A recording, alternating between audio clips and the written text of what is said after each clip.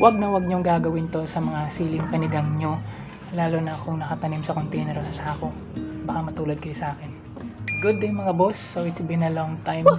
Siguro last na nag-vlog ako ng mga ganito kahaba is mga 4 years na nung nag-farming pa ako. Pero hopefully makabalik ulit ako sa pagpa-farming at maayos ulit na makabalik mga farming with syempre improve sa pag-edit natin sa mga vlog natin. But anyways, gusto kong magsimula agad mag-upload ng mga long form katulad nito by an unfortunate event na nangyari.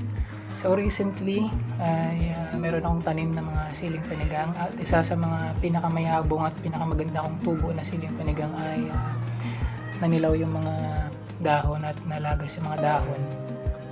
At sadly at that time ay talagang iniisip ko kung ano bang naging problema sa pag-aalaga noon at kumonsulta din ako sa mga expert talaga, sa mga nagtatanim ng siling panigang at yung mga marami na experience sa mga ganong klaseng mga crops. At doon ko na-realize na ang mga pinaka-kamalian at pinaka-wag na wag nating gagawin kapag nagtatanim tayo ng siling panigang. Isa kasi ang mga siling panigang pala sa mga pinaka-sensitive at true story at real talk pala talaga na medyo komplikado at mahirap ang pag-aalaga ng siling panigang once na mapagbayaan mo ng konting panahon lang. So recently, before nangyari yung pagka-nilaw at pagkalagas ng mga dahon ng siling panigang ko ay kung maaalala ko ay nagdilig ako ng mga siling panigang ko mga 2 to 3 days ago. At ang nangyari kasi noon is within that week is masyadong maaraw, masyadong mainit. So siguro nag-overthink ako na baka mamaya kung hindi ko didiligan, gising na lang ako na lanta na. Pero nung diniligan ko yung mga siling panigang ko, baliktad ang nangyari kasi doon pa mas lumala.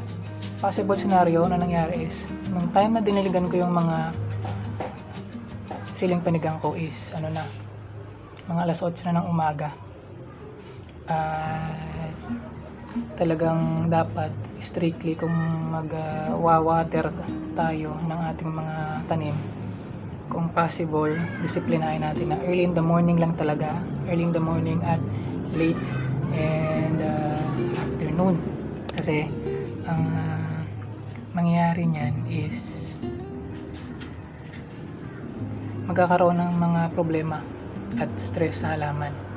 Number 1, yun yung pinaka problema na napansin ko at sinabi sa akin ng mga expert sa tatanim ng sili talaga, kasi chinek ko na dahil nga tanghaling tapat na, kaya naman tagiktik na yung araw sa part na yon at pinilit ko ba din diligan kasi naniniwala ako na akala ko kung didiligan ko lang yung pinakakatawan, pinakaugat, kahit din yung dahon is hindi naman makaapekto ng masyado. Kaso iba pala yung case kung siling panigang.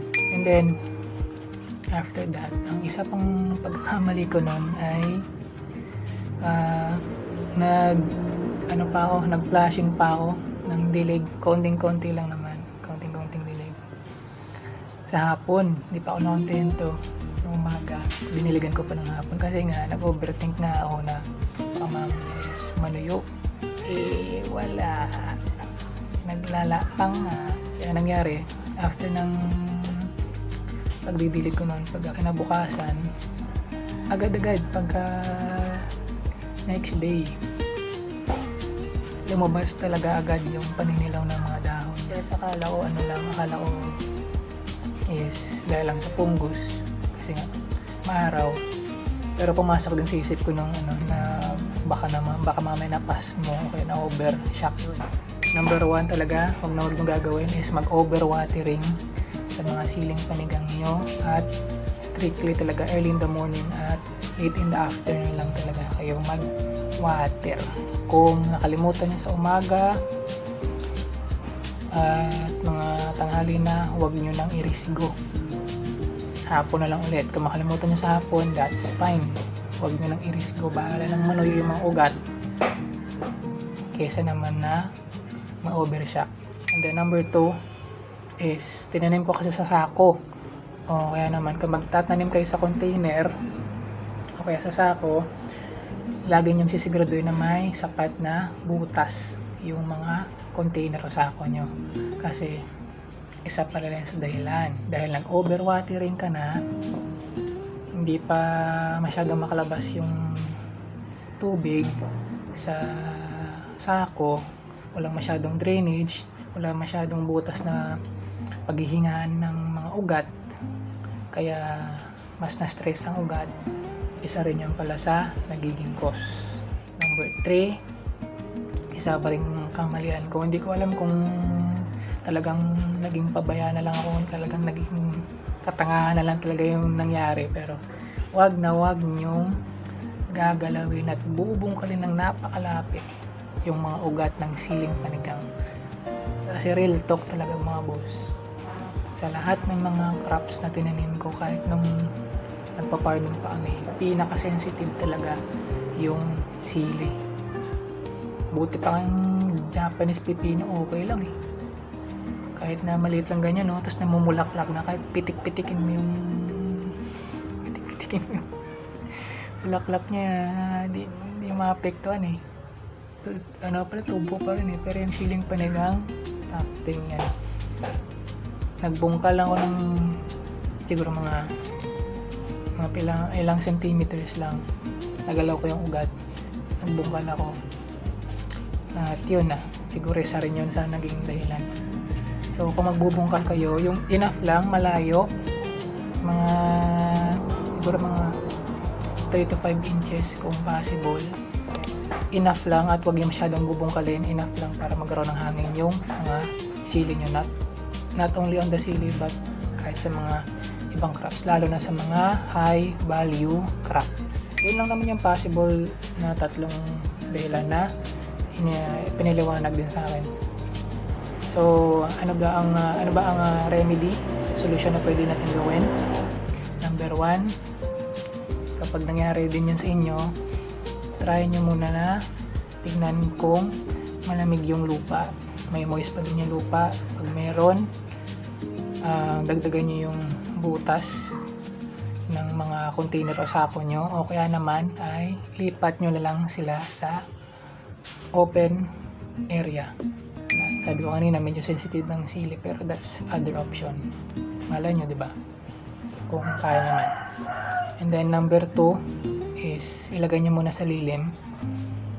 Kung meron pang moisture o kakatapos lang malagay sa mga dahon, i-try nyo muna ilagay sa lilim, and then i-try nyo i-monitor 2 to 3 days kung anong mangyari. Kapag sumibol na ulit yung mga dahon nya, then hintay akalo at wait again mga 2 to 3 days, then ibalik nyo siya sa morning sunlight lang.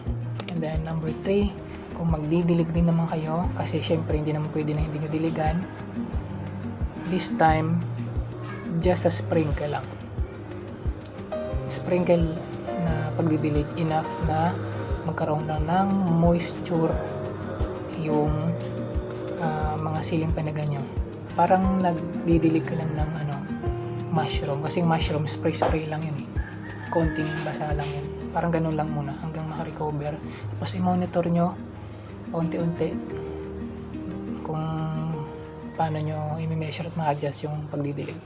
Siyempre, lastly ay lagi nyong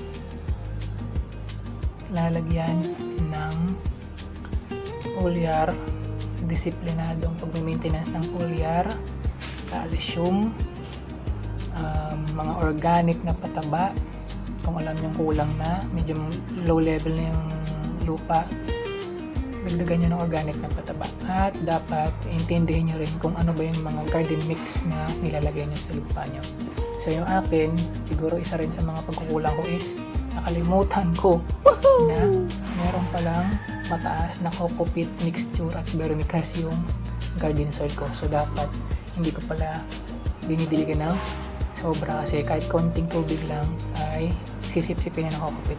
Yun yung pinaka-the best sa kokopit. Kaya nga, mapapansin nyo, pinaka-recommendable talaga gamitin as soil medium sa pagpupunla is kokopit at vermicast. So, yun lang muna for today's Brother Strippers mga boss. It's good to be back sa pagbabloging. I hope na patuloy na to. At nag-upload din ako ng mga shorts and reels ito sa YouTube channel at sa ating Blue App. So, follow for more and also like, share, and subscribe mga boss sa ating YouTube channel. Let's grow and grow. Peace out.